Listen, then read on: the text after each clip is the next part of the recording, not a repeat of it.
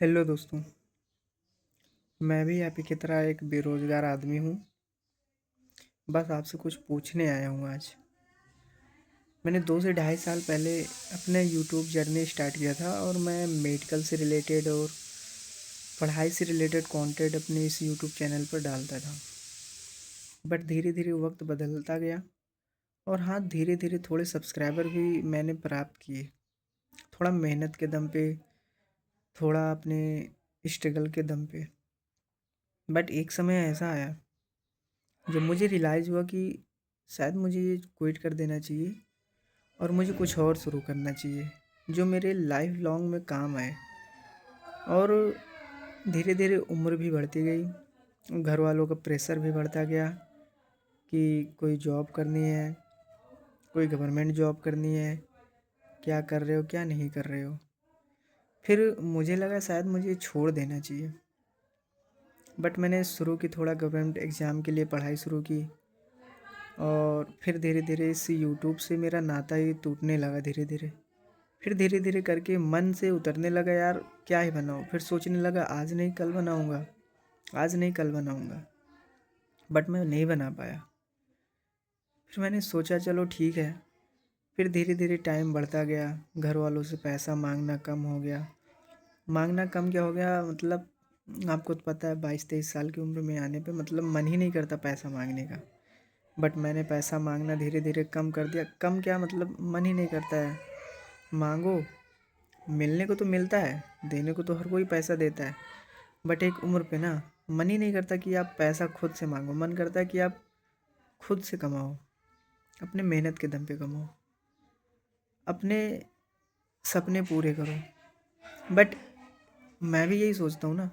But हाँ, एक important बात दोस्तों कि अभी मुझे एक स्कूल से ऑफ़र आया हुआ है जो कि 12,000 रुपये पर मंथ सैलरी मुझे मिलेगी और 9 से लेके 3 बजे तक स्कूल में रहना है। लैब को मैनेज करना है। काम क्या है कि मतलब वहाँ पे सभी चीज़ों को, सभी इक्विपमेंट्स को सही जगह पे वो रहना चाहिए। कोई भी वहाँ पे कोई गलती होती है, कुछ इधर उधर रखा जाता है तो उसको आप वहाँ पे जो कर्मचारी हैं उनको बुला के उसको साफ़ सफाई करवानी है, ये करना है। अगर मैं इसको ज्वाइन कर लेता हूँ तो समझो मेरे पास इनकम सोर्स तो हो ही जाएगी। बट जो गवर्नमेंट एग्ज़ाम की प्रिपरेशन की कोचिंग है वो छूट जाएगी। मुझे क्या करना चाहिए मुझे समझ में नहीं आ रहा है। अपनी गवर्नमेंट जॉब की कोचिंग को अप्लाई कर देना चाहिए कि जहाँ हर एक 30 एक वैकेंसी के लिए 4-4 10-10 हज़ार लोग फॉर्म भर रहे हैं। आई मीन अगर 20,000 वैकेंसीज आती हैं तो उसके लिए 50-60 लाख फॉर्म भर रहे हैं कम से कम। तो क्या मुझे शुरू कर देना चाहिए गवर्नमेंट एग्ज़ाम की प्रिपरेशन, या मुझे अपने इसी को चुन लेना चाहिए जो मुझे अभी ऑफ़र आया हुआ है।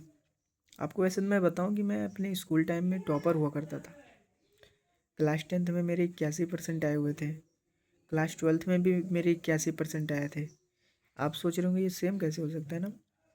क्लास 10th में 81.5 आया था, क्लास 12th में 81.3 आया था,